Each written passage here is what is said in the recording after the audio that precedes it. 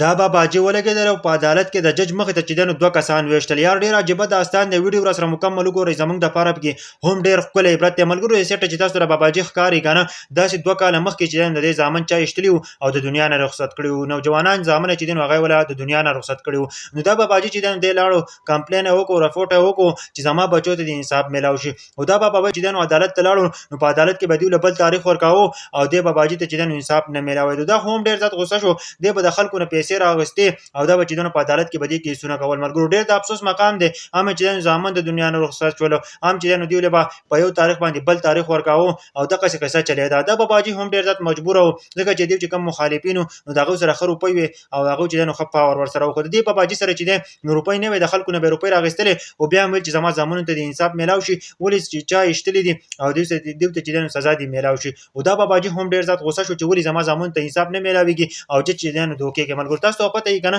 چې ته په عدالتونو کې کیس کله کوې نو ستاسو پیسې نو ته به خامخا چې دی نو کیس ګټې. ملګرو دا چې دی نو دا زموږ د پاکستان قانون دی. نو دا باباجي چې دی نو یو ځلې د دې تاریخ و نو دا باباجي ځان سره تومانچه ویوړه او دا چې کله عدالت ته دننه کړله اوس چې دی نو جج هم ناست دی د دې چې کوم مخالفین دي هغه هم ناست دي چې کله بل تاریخ یې ورکړو نو دا باباجي ډېر زیات غوسه شو او تومانچه یې راواخیسته او 2 کسان چې دی نو هغه یې د دنیا نه رخصت کړل.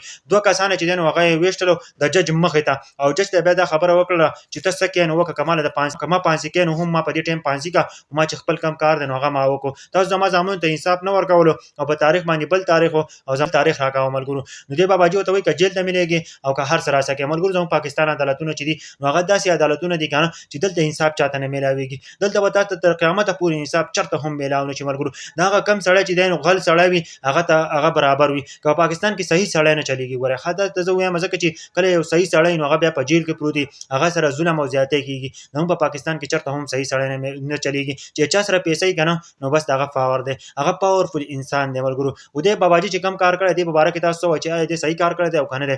زه خو وایم چې بالکل ټیک کار یې کړی دی ځکه چې زموږ په پاکستان په عدالتونو کې چاته بالکل انصاف نه میلاویږي.